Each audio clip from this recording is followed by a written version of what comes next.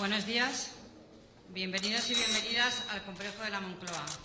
Se va a proceder a la firma del acuerdo entre el Gobierno de España y la Federación Española de Municipios y Provincias para contribuir desde los municipios a desarrollar una movilidad sostenible, la agenda urbana y políticas de cuidados y apoyo a la cultura. Firman este acuerdo don Abel Caballero, presidente de la Federación Española de Municipios y Provincias, y el presidente del Gobierno.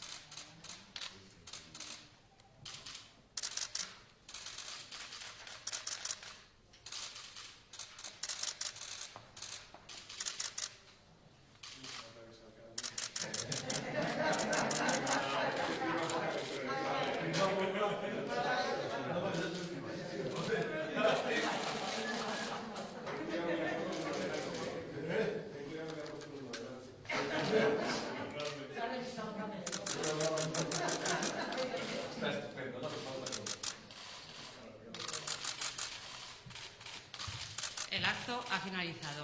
Muchas gracias.